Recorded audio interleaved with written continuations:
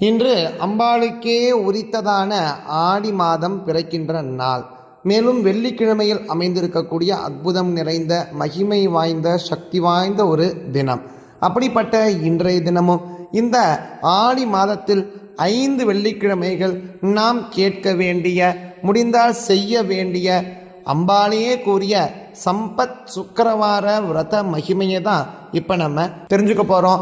இந்த 5 வெள்ளிக்கிழமைகளில் ஒரு வெள்ளிக்கிழமையாவது அம்பாளையே கூறிய இந்த விரத மகிமையை கேட்டாலே எப்பேற்பட்ட தாரித்யமும் விலகும், வறுமை நீங்கி சம்பத்து பெருகும் என்பதாக அம்பாளே கூறிய பலன். அப்படிப்பட்ட சம்பத் சுக்கிரவார விரத மகிமையையும் மகாலட்சுமியினுடைய ஹிருதயத்தை வர்ணிக்கக்கூடிய மகாலட்சுமி ஹிருதய மந்திரஸ்துதியும் தான் இப்போ நம்ம ஒரு சேர பாராயணம் செய்ய போகிறோம். இன்றைய தினம் மட்டுமல்லாமல் ஒவ்வொரு வெள்ளிக்கிழமையும், அதாவது இந்த மாதத்தில் இருக்கக்கூடிய 5 வெள்ளிக்கிழமைகளும் கேட்டு அம்பாளினுடைய பரிபூர்ண ஆசீர்வாதத்தை பெற வேண்டும் என்பதாக பிரார்த்தனை செய்து கொண்டு முதல்ல மகிமையை தெரிஞ்சிடலாம். பண்டைய காலத்தில் பாரத நாட்டின் ஒரு பகுதியான பார்வதிபுரம் என்ற நகரை தலை நகரமாக கொண்டு குணபாலன் எனும் மன்னன் தன் மனைவி சாந்தா தேவியுடன் ஆண்டு வந்தான். பெயருக்கு ஏற்றபடி அவன் குணநலன்கள் கொண்டவனாகவும் குடிமக்களை நேசித்து அவர்கள் நல்வாழ்வில் அக்கறை கொண்டவனாகவும் இருந்தான். அவனது பிரஜைகளும் தாங்கள் இப்படிப்பட்ட குணவானாகிய மன்னனுடைய ஆளுகையின் கீழ் இருக்கிறோமே என்று பெருமை கொண்டிருந்தனர். ரதி மன்மதன் போன்று இணைந்து சந்தோஷ வாழ்வு நடத்தி கொண்டிருந்த அரச தம்பதியருக்கு நெடு நாட்களாகியும் தங்களுக்கு புத்திர பாக்கியம் இல்லையே என்ற குறை மனதில் தோன்ற ஆயிற்று. ஜோதிடர்களும் அரண்மனைக்கு வரவழைக்கப்பட்டனர். அவர்களது ஆலோசனையின்படி பல்வேறு பூஜைகள் நடத்தப்பட்ட கோதானம், பூதானம் முதலிய தானங்களும் வெகுவாக தரப்பட்டன. ஆனாலும் மகாராணிக்கு பிள்ளை பேறு கிட்டாமலேயே இருந்தது. விசேஷ நாட்களில் அரண்மனையில் யாச்சகர்களுக்கு அரிசிதானே வந்து பிக்ஷையிடுவது வழக்கம். ஒவ்வொரு முறையும் அவ்விதம் பிக்ஷையிட்டு சென்று திரும்பும் பொழுது தனக்கு புத்திர செல்வம் வேண்டும் என்று சிவபெருமான் திருவுரு முன் வேண்டிக் கொள்வான் சாந்தாதேவி. ஈசனார் அவளது நிலைக்கு இறங்கி அவள் கோரிக்கையை நிறைவேற்ற திருவுள்ளம் கொண்டார். ஒரு வெள்ளிக்கிழமை தினத்தில் அரண்மனை முன் காத்திருந்த யாச்சகர்கள் வரிசையாக வந்து மகாராணி கையால் கொடுக்கப்பட்ட பிக்ஷையை பெற்று திரும்பிக் கொண்டிருந்தனர். வரிசையில் ஓர் அந்தனர் தம் பிக்ஷா பாத்திரத்தை அரசி முன் நீட்டியவர் சட்டென்று அதை இழுத்துக்கொண்டு ஒன்றும் பேசாமல் அவ்விடத்தை விட்டு அகன்று செல்ல தொடங்கினார். சாந்தாதேவி திடுக்கிட்டு போய் தான் தெரியாத தவறு ஏதும் செய்துவிட்டோமோ என்று எண்ணி பதைத்து ஓடிச் சென்று அவர் கால் முன் விழுந்து நமஸ்கரித்தவாறே, சுவாமி, அடியால் செய்த பாவம்தான் என்ன? ஏன் பிக்ஷையை வாங்காமல் செல்கிறீர்கள் என்று கேட்டார். அந்தனர் வடிவில் வந்த சிவபெருமான், ஓ மகாராணி, உனக்கு புத்திர பாக்கியம் இல்லையே, பிள்ளை இல்லாதவர்களிடமிருந்து நான் பிக்ஷை பெறுவதில்லை என்று பதிலளித்தார். மகாராணி கண்களில் நீர் பெருக, மகாத்மாவே, தாங்கள் அறியாத ஏதும் இல்லை. அந்த அபாகியவதியின் வயிற்றில் குழந்தை உண்டாவதற்கு அனுகிரகம் செய்ய வேண்டும் என்று இறைஞ்சினார். அவர் சிந்தை இறங்குவது போல் சிறிது நேரம் கண்மூடி நின்றார். பிறகு அருள்மொழியும் விழிகளை திறந்து அவளை நோக்கி, மாது சிரோன்மணியே, உனக்கு புத்திரன் பிறக்க வேண்டுமானால் நீ உன் கணவன் மூலமாக ஒரு நற்காரியம் செய்ய வேண்டும் என்றார். சொல்லுங்கள் சுவாமி, செய்ய காத்துக்கொண்டிருக்கின்றேன் என்றாள் சாந்தாதேவி. உங்கள் அரண்மனையை ஒட்டியுள்ள காட்டுப்பகுதியை சீர்படுத்தி அதில் 5 வீடுகள் கட்டி அவற்றை 5 அந்தணர்களுக்கு தானம் கொடுங்கள். அதன்பின் உங்கள் அபீஷ்டம் நிறைவேறும் என்று மொழிந்துவிட்டு அந்தர்யாமியானார். அந்தணர் வடிவில் வந்து தனக்கு வாக்கு கொடுத்தவர் எல்லாம் வல்ல இறைவனே என்று உள் உணர்வினால் உணர்ந்து கொண்ட மகாராணி மன்னனிடம் சென்று செய்தியினை தெரிவித்தார். சந்தோஷம் கொண்ட அவள் காடுகளை திருத்தி 5 வீடுகள் கட்டி 5 அந்தணர் குடும்பங்களுக்கு அவைகளை தானமாக அளிக்க அவர்களும் அதில் வந்து குடி புகுந்தனர். திருக்கையிலையில் இருந்த சிவபெருமான் சாந்தாதேவிக்கு தான் கொடுத்த வரத்தின் பலனை அளிக்க திருவுள்ளம் கொண்டு அன்னை பார்வதியை அழைத்து கொண்டு ஆரண்ய பகுதிக்குள் நுழைந்து ஒரு மரத்தடியில் நின்று கொண்டு பார்வதி தேவியை நோக்கி, தேவி, அதோ குணபாலன் தானமளித்த வீடுகளில் 5 குடும்பங்கள் உள்ளன. நீ அங்கே சென்று அவர்கள் தரும் உபச்சாரத்தை ஏற்றுக்கொண்டு அவர்கள் வாழ்வில் வேண்டுமென கிடைக்க வரம் தந்துவிட்டு வா என்றார். பார்வதி தேவி அவ்விதமே ஒரு எளிமையான சுமங்கலி வடிவில் அவ்வீடுகளை நோக்கி சென்றாள்.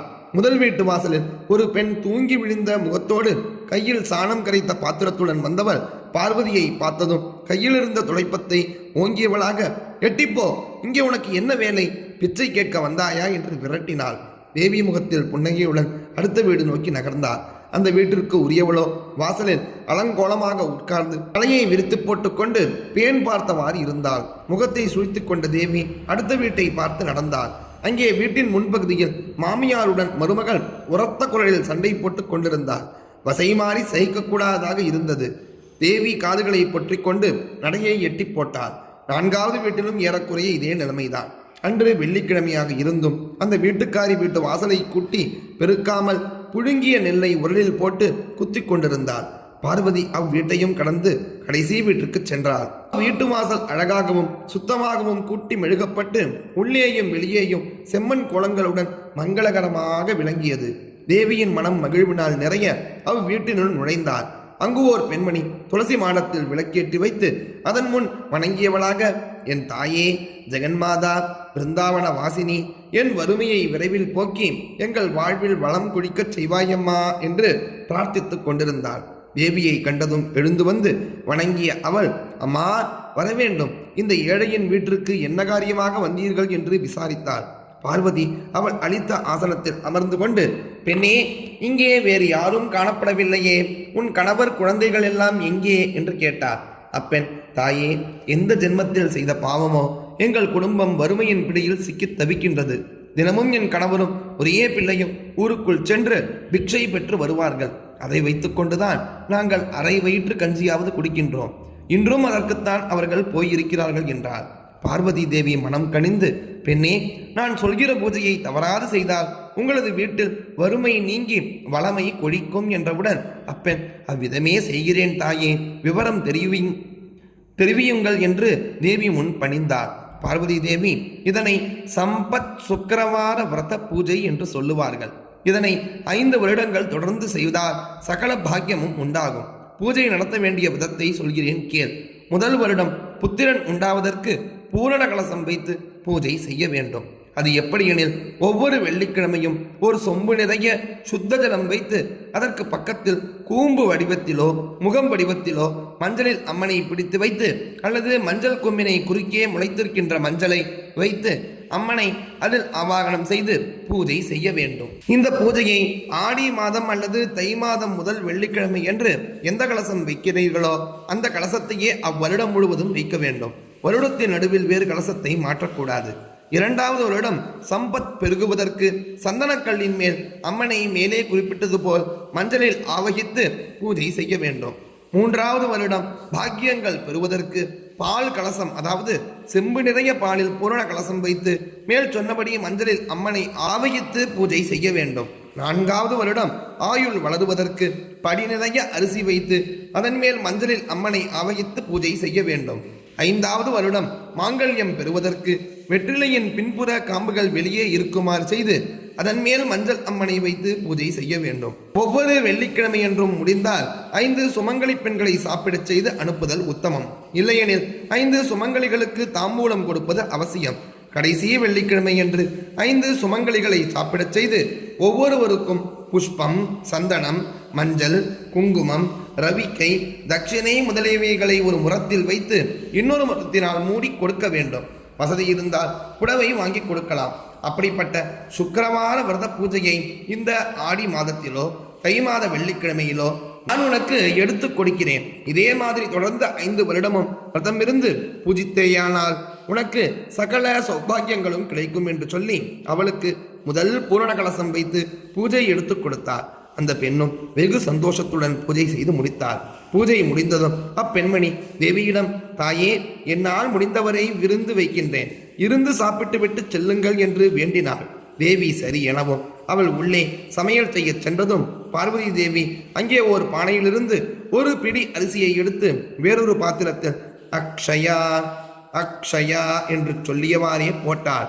அதன் பொருள் என்றும் குறையாது இருக்கட்டும் என்பதாகும். அப்பாத்திரம் உடனே அரிசியால் நிறைந்தது. தேவி வெளியே சென்று இறைவனுடன் சேர்ந்து கைலாசத்திற்கு திரும்பினாள். பிக்ஷைக்கு சென்றிருந்த வீட்டு பெண்மணியின் கணவனும் பிள்ளையும் வீடு திரும்பி வந்து பார்க்கும் பொழுது வீட்டின் அமைப்பே மாறியிருந்ததை கண்டு வியப்படைந்தார்கள். சமையலை முடித்துக்கொண்டு திரும்பிய அப்பெண் வீட்டில் எல்லா பண்டங்களும் நிரம்பி வழிந்திருப்பதை கண்டு அதி ஆச்சரியம் அடைந்தார். வந்திருந்த சுமங்கடி சாட்சாத் லோகமாதாவே என்பதையும் புரிந்து கொண்டார். நடந்த விருத்தாந்தங்களை கணவரிடம் கூறினார். அனைவரும் தேவியை பலவாறாக துதித்தார்கள். வறுமையில் வாடிய குடும்பத்திற்கு ஏற்பட்ட வளம் பற்றிய செய்தி ஊரெங்கும் பரவி அரண்மனைக்கும் எட்டியது. மகாராணியே நேரில் வந்து அவ்வீட்டு பெண்மணியை சந்தித்து அவர்கள் வாழ்வில் ஏற்பட்ட மாற்றத்திற்கான விவரங்களை தெரிந்து கொண்டு புத்திரபாகியம் பெறுவதற்காக தானும் அதேபோல் சம்பத் சுக்கிரவார விரத பூஜையை அனுஷ்டிக்க தீர்மானித்தார். அதை எப்படி செய்ய வேண்டும் என்று அவ்வீட்டு பெண்மணியிடம் கேட்டு தெரிந்து கொண்டு அரண்மனைக்கு திரும்பி தவறாது சம்பத் சுக்கிரவார பூஜையை முறைப்படி செய்ய தொடங்கினார். முதல் ஆண்டு கடைசியில் அரசிக்கு ஓர் அழகான ஆண்மகன் பிறந்தான். மன்னனுக்கு தனக்கு வாரிசு உதித்தான் என்று மனம் நெகிழ்ந்தான். அரச தம்பதியினர் ஈசனையும் இறைவியையும் வாயார துதித்தும் வழிபட்டும் தங்கள் நன்றியை தெரிவித்துக் கொண்டார்கள். பிறகு பன்னெடுங்காலம் அவர்கள் சகல நலன்களுடன் வாழ்ந்திருந்தார்கள் என்பதாக தேவியே விரதத்தை எடுத்துக் கொடுத்த அற்புதமான தினம்தான் சம்பத் சுக்கிரவார பூஜை தினம். அப்படி முறையாவது இந்த மகிமையை கேளுங்கள், சகல வறுமையும் நீங்கும். அப்படிப்பட்ட வெள்ளிக்கிழமைக்கே உத்தான மகாலட்சுமியை 16 உபச்சாரங்களுடன் வேத மந்திரங்கள் கூறி பூஜை செய்தால் என்ன பலன் கிடைக்குமோ அந்த பலனை தரவல்ல சேர்த்தே தெரிஞ்சின்றலாம். அஸ்ய ஸ்ரீ மகாலட்சுமி ஹிருதய ஸ்தோத்திர மகாமந்திரஸ்ய பார்கவ ரிஷிः அனுஷ்டுபாதீனி நானா சந்தாம்சி ஆத்யாதி ஸ்ரீ மகாலட்சுமிர் தேவதா ஸ்ரீம் பீஜம் ह्रीं शक्तिः ऐं कीलकम् आद्यादि महालक्ष्मी प्रसाद सिद्ध्यर्थं जपे विनियोगः। ओम भार्वर्षये नमः शिरसि। ओम अनुष्टुपादीनानाचन्देभ्यो नमो मुखे। ओम भार्गवर्षये नमः शिरसि। ओम अनुष्टुपादीनानाचन्देभ्यो नमो मुखे। ओम आद्यादि श्री महालक्ष्मी देवतायै नमो हृदये। ओम श्रीं बीजाय नमो गुह्ये। ओम ह्रीं शक्तये नमः पादयोः। ओम ऐं कीलकाय नमो नाभौ। ओम विनियोगाय नमः सर्वाङ्गे। ओम श्रीं मङ्गुष्टाभ्यां नमः। ओम ह्रीं तर्जनीभ्यां नमः। ओम ऐं मध्यमाभ्यां नमः। ओम श्रीं अनामिकाभ्यां नमः। ओम ह्रीं कनिष्ठिकाभ्यां नमः। ओम ऐं करदलकरपृष्ठाभ्यां नमः। ओम श्रीं हृदयाय नमः। ओम ह्रीं शिरसे स्वाहा। ओम ऐं शिखायै वषट्। ओम श्रीं कवचाय हुम्। ओम ह्रीं नेत्रत्रयाय वौषट्। ओम ऐं अस्त्राय फट्। ओम श्रीं ह्रीं ऐं इति दिग्बन्धः। ध्यानम् हस्तद्वयेन कमले धारयन्तीं स्वलीलया हारणूपुरसंयुक्तां लक्ष्मीं देवीं विचिन्तये। कौशेयपीतवसनामरविन्दनेत्रां पद्मद्वयाभयवरोद्यतपद्महस्ताम् उद्यच्छतार्कसदृशीं परमाङ्गसंस्थां ध्यायेद्विदीषणतपादयुगां जनित्रीं पीतवस्त्रां सुवर्णाङ्गीं पद्महस्तद्वयान्वितां लक्ष्मीं ध्यात्वेति मन्त्रेण स भवेत् पृथिवीपतिः। मातुलुङ्गं गदां खेटं पाणौ पात्रं च बिभ्रति नागं लिङ्गं च योनिं च बिभ्रतिं चैव मूर्धनि इति ध्यात्वा मानस उपचारैः सम्पूज्य शङ्खचक्रगदा हस्ते शुभ्रवर्णे सुवासिनी मम देहि वरं लक्ष्मी सर्वसिद्धिप्रदायिनी इति सम्प्रार्थ्य ओम श्रीं ह्रीं ऐं महालक्ष्म्यै कमलधारिण्यै सिंहवाहिन्यै स्वाहा इति मन्त्रं जप्त्वा पुनः पूर्ववत् हृदयादिषडङ्गन्यासं कृत्वा स्तोत्रं पठेत्। वन्दे लक्ष्मीं परमशिवमयीं शुद्धजाम्बूनताभां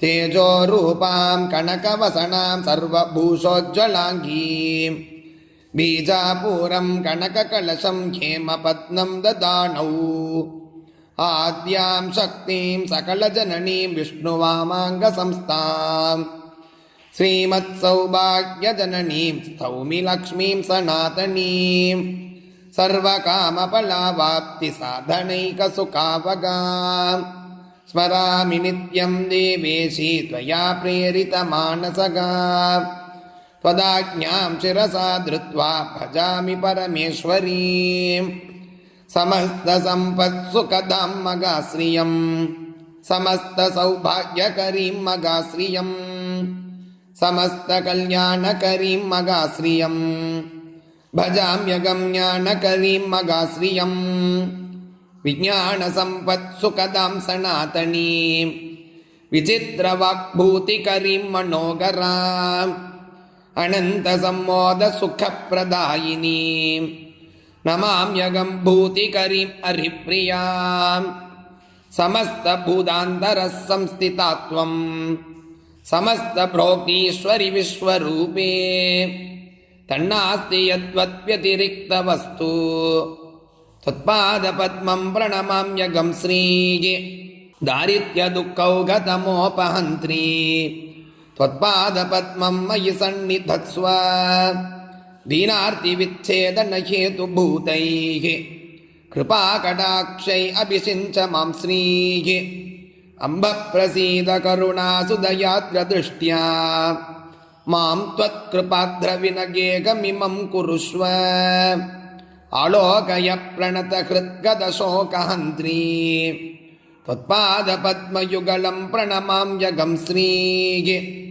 शान्त्यै नमोऽस्तु शरणागतरक्षणायै कान्त्यै नमोऽस्तु कमनीयगुणाश्रयायै क्षान्त्यै नमोऽस्तु दुरितक्षयकारणायै धात्र्यै नमोऽस्तु धनधान्यसमृद्धितायै शक्त्यै नमोऽस्तु शशिशेखरसंस्तुतायै रत्यै नमोऽस्तु रजनीकरसोदरायै भक्त्यै नमोऽस्तु भवसागरतारकायै मत्यै नमोऽस्तु मधुसूदनवल्लभायै लक्ष्म्यै नमोऽस्तु शुभलक्षणलक्षितायै सिद्ध्यै नमोऽस्तु शिवसिद्धसुपूजितायै धृत्यै नमोऽस्तमिददुर्गतिभञ्जनायै गत्यै नमोऽस्तु वरसद्गतिदायिकायै देव्यै नमोऽस्तु दिवि देवगणार्चितायै भूत्यै नमोऽस्तु भुवनार्तिविनाशनायै धात्र्यै नमोऽस्तु धरणीधरवल्लभायै पुष्ट्यै नमोऽस्तु पुरुषोत्तमवल्लभायै सुतीव्रदारिद्र्यविदुःखहन्त्यै नमोऽस्तु ते सर्वभयापहन्त्र्यै श्रीविष्णुवक्षस्थलसंस्थितायै नमो नमः सर्वविभूतितायै जयतु जयतु लक्ष्मीर्लक्षणालङ्कृताङ्गी जयतु जयतु पद्मा पद्मसद्माभिवन्द्या जयतु जयतु विद्या विष्णुवामाङ्गसंस्था सर्वसम्पत्करी श्रीः जयतु जयतु देवी देवसङ्गाभिपूज्या जयतु जयतु भद्रा भार्गवी भाग्यरूपा जयतु जयतु नित्या निर्मलज्ञानवेद्या जयतु जयतु सत्या सर्वभूतान्तरस्था जयतु जयतु रम्या रत्नगर्भान्तरस्था जयतु जयतु शुद्धा शुद्धजाम्बूनधामा जयतु जयतु कान्ता कान्तिमद्भासिताङ्गी जयतु जयतु शान्ता शीघ्रमागच्छ सौम्ये यस्या कलाया कमलोद्भवाद्या रुद्राश्च शक्रप्रमुखाश्च देवाग जीवन्ति सर्वेऽपि सशक्तयस्ते प्रभुक्तमाप्ताः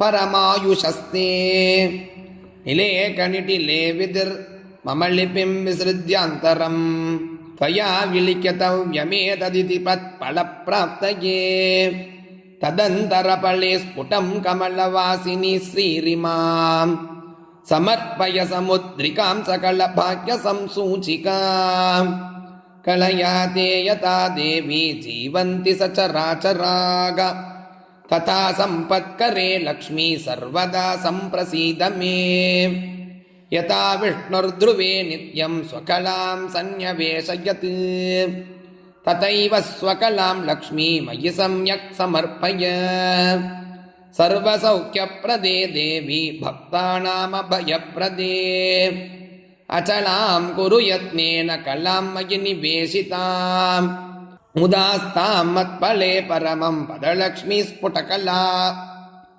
मुदास्तां मत्पाले परमपदलक्ष्मी स्फुटकला सदा वैकुण्ठश्रीनिवसतु कला मे नयनयोग वसेत् सत्ये लोके मम वचसि लक्ष्मीर्वरकला श्रियश्वेतद्वीपे निवसतु कला मे स्वकरयोग तावन्नित्यं ममाङ्गेषु क्षीराब्धौ श्रीकला वसेत् सूर्याचन्द्रमसौ यावत् यावल्लक्ष्मीपतिश्रियाग सर्वमङ्गलसम्पूर्णा सर्वैश्वर्यसमन्विता आद्यादिश्रीमगालक्ष्मी त्वत्कलामयि तिष्ठतु अज्ञानतिमिरम् अन्तुं शुद्धज्ञानप्रकाशिका सर्वैश्वर्यप्रदा मेस्तु त्वत्कलामयि संस्थिता अलक्ष्मीम् अरतु क्षिप्रं तमः सूर्यप्रभायता वितनोतु मम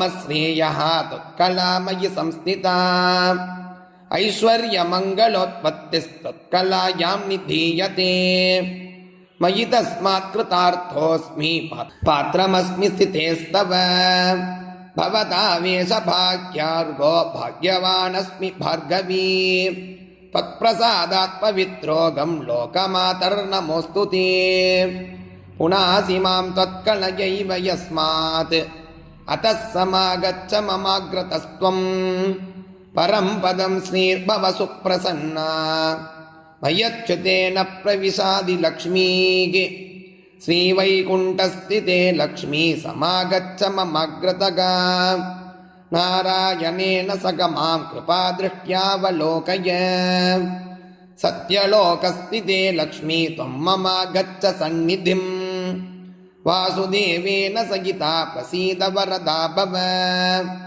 श्वेतद्वीपस्थिते लक्ष्मी शीघ्रमागच्छ सुव्रते विष्णुना सहिते देवी जगन्मातः प्रसीद मे क्षीराम्बुधिस्थिते लक्ष्मी समागच्छ समाधवा त्वत्कृपादृष्टिसुदया सततं मां विलोकय रत्नगर्भस्थिते लक्ष्मी परिपूर्णे हिरण्मये समागच्छ समागच्छ स्थित्वासु पुरतो मम स्थिरा भव मगालक्ष्मी निश्चला भव निर्मले प्रसन्ने कमले देवी प्रसन्नकृतया भव श्रीधरे श्रीमगाभूते त्वदन्तस्तं मगानिधिं शीघ्रमुद्धृत्य पुरतः प्रदर्शय समर्पय वसुन्धरे श्रीवसुधे वसुधोऽङ्घ्रीकृपामये त्वत्कुक्षिकत सर्वस्वं शीघ्रं मे सम्प्रदर्शय विष्णुप्रिये रत्नगर्भे समस्तफलदे शिवे त्वद्गर्भगतये मादीन् तं प्रदर्शय दर्शय रसादलगते लक्ष्मी शीघ्रमागच्छ मे पुरः न जाने परमं रूपं मातर्मे सम्प्रदर्शय आविर्भव मनोवेगात् शीघ्रमागच्छ मे पुरः मा वत्सभैर्ये तुक्त्वा कामं गौरिवर क्षमाम् देवि शीघ्रं समागच्छ धरणीगर्भसंस्थिते मातस्त्वत्भृत्य भृत्योगं मृगये त्वां कुतूहलात् उत्तिष्ठ जागृहि त्वं मे समुत्तिष्ठ सुजागृहि अक्षयान् ये मकलशान् सुवर्णेन सुपूरितान् निक्षेपान् मे समाकृष्य समुद्धृत्य मग्माग्रतगा समुन्नतानना भूत्वा समाधेयितरान्तरात् मत्सन्निधिं समागच्छ मदागितकृपारसात् प्रसीद श्रेयसां दोग्री लक्ष्मीर्मे नयनाग्रतगा अत्रोपविश लक्ष्मीत्वं स्थिरा भव हिरण्मये सुस्थिरा भव सम्प्रीत्या प्रसीद वरदा भव आनीतां स्तुत्तता देवी निधीन्मे सम्प्रदर्शय अध्यक्षणेन सगसा धत्वा संरक्ष मां सदा मयि तिष्ठ तथा नित्यं यतेन्द्रादिषु तिष्ठति अभयं कुरु मे देवी महालक्ष्मीर्नमोऽस्तु ते समागच्छ मगालक्ष्मी शुद्धजाम्बूनदप्रभे प्रसीद पुरतस्थित्वा प्रणतं मां विलोकय लक्ष्मीर्भुवं गता भासि यत्र यत्र गिरण्मयी तत्र तत्र स्थिता त्वं मे तव रूपं प्रदर्शय क्रीडन्ती वसुधा भूमौ परिपूर्णकृपामयी मम मूर्धनि ते हस्तम् अविलम्बितमप्पय फलद्भाग्योदये लक्ष्मी समस्तपुरवासिनी प्रसीद मे मगालक्ष्मी परिपूर्णमनोरथे अयोध्यादिषु सर्वेषु नगरेषु समास्थिते वैभवैर्विविधैर्युक्तैः समागच्छ मुदान्विते समागच्छ ममाग्रे भव सुस्थिरा करुणारसनिष्यन्द नेत्रद्वयविलासिनी सन्निधत्स्व मगालक्ष्मी त्वत्पाणिं मम मस्तके करुणासुदया मां त्वम् अभिषिञ्च स्थिरं कुरु सर्वराजगृहे लक्ष्मी समागच्छ बलान्विते स्थित्वा सुपुरतो मेद्य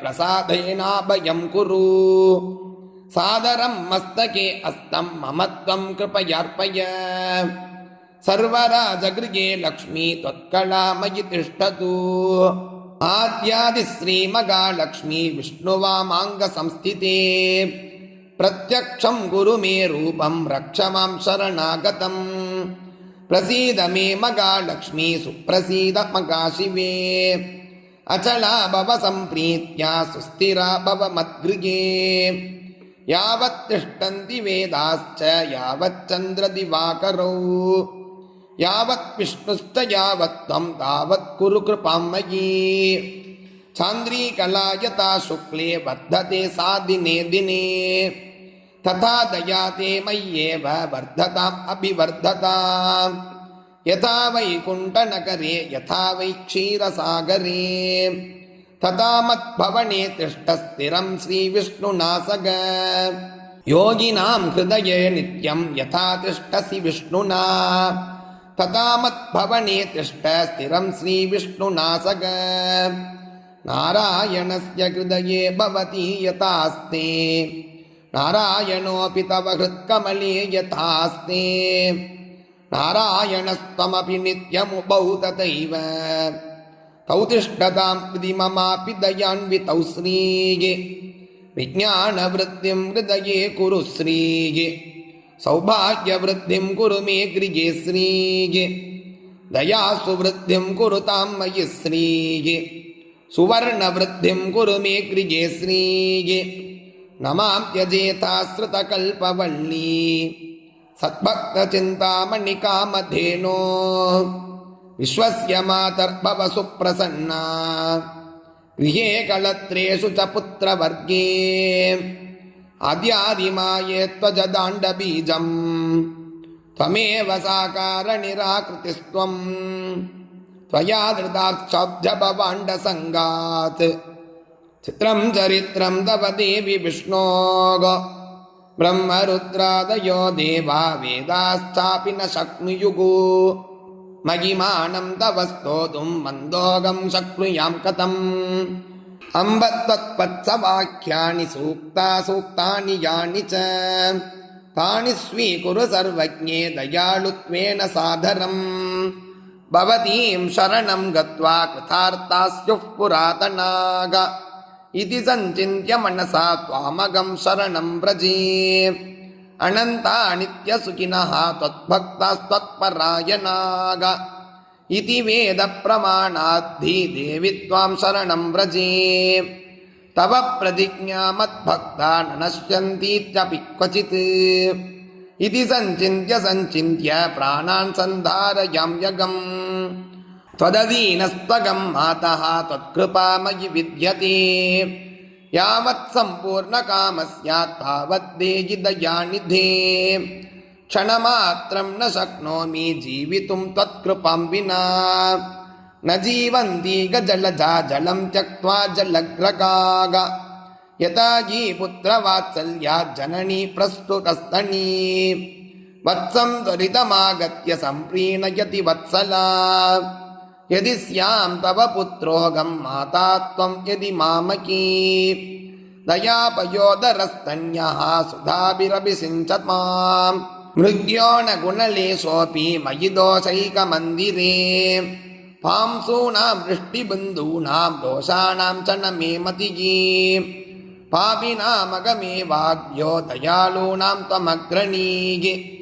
दयनीयो मदन्योऽस्ति तव गोत्र जगत्त्रये विधिनागं न सृष्टश्चेत् न स्यात् तव दयालुता आमयो वा न सृष्टश्चेत् अदौषधस्य वृथोदयगा कृपामदग्रजा किं ते अहं किं वा तदग्रजगा विचार्य देहि मे वित्तं तव देवि दयानिधे माता पिता त्वं गुरुसद्गतिश्रीः त्वमेव सञ्जीवनयेतु भूता अन्यं न मन्ये जगदेकनाथे त्वमेव सर्वं मम देवि सत्ये आद्यादिलक्ष्मीर्भव सुप्रसन्ना विशुद्धविज्ञानसुखैकदोग्री अज्ञानहन्त्री त्रिगुणातिरिक्ता प्रज्ञाननेत्री भव सुप्रसन्ना अशेषवाग्जाड्यमपापहन्त्री नवं नवं स्पष्टसुवाक्प्रदायिनी